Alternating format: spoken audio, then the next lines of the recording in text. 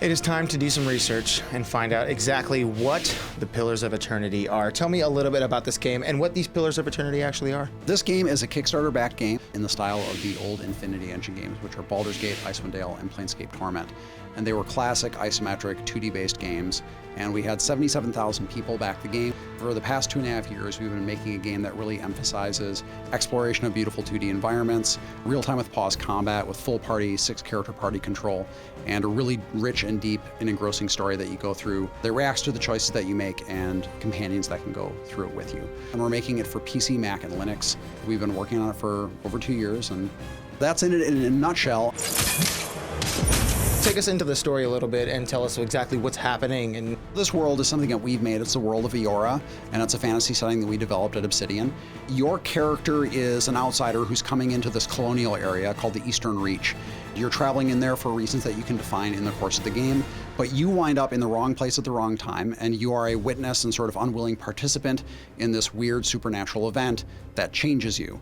And that change puts you in a great deal of danger. That sets you on a course to correct that, and by following that, you become entwined in larger events in the world over the course of the game. In terms of the themes of the world and sort of the larger issues of the story, in this setting, souls are a really big, important thing. Everyone knows that they have a soul, they know that trees have souls, they know that animals have souls, and they know that when they die, their soul is going to pass into the afterlife, and they believe it's going to be judged by the gods for how it will be reincarnated. But people don't actually know a lot about how souls work. So there's lots of things and maladies and things that happen to people that they don't really understand. In this time, in this part of the world, there's a new field of research called animancy, and animancy is the study of souls and the manipulation of souls.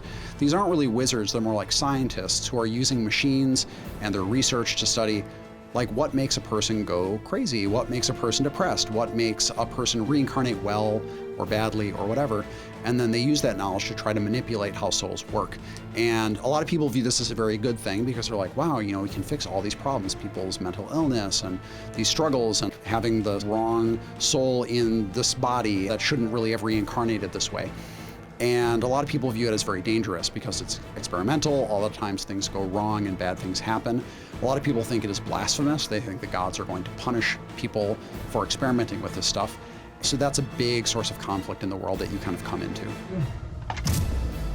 so when you have 77,000 people that you need to impress, and probably way more after the fact, how do you guys go about creating something that you know will please these people that have obviously poured their money into this game?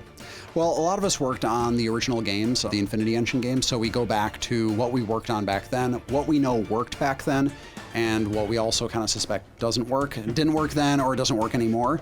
We have a very active forum community, and we look at it a lot for feedback. We also had an internal backer beta, so a lot of our backers have been playing a limited amount of content in the game for several months, and they've been giving a ton of feedback that's been very helpful for us. Ways that they think we can improve the classes, the interface, the way the game runs, how the AI works, all that sort of stuff. So getting their feedback is very important. Obviously, we can't make everyone happy, but by looking at the different opinions, we can usually synthesize a way forward that we think will make a lot of people really enjoy the game. How big is it going to be outside of that main stretch that you're going to be taking? So we estimate that the critical path makes up about 1/3 to 1/4 of the overall content. So if you really want to do a completionist run, it is a huge amount of time. There are about 150 maps in the game, so it's a lot of stuff to explore. So get your Google Maps ready. You're going to be doing a lot of traveling.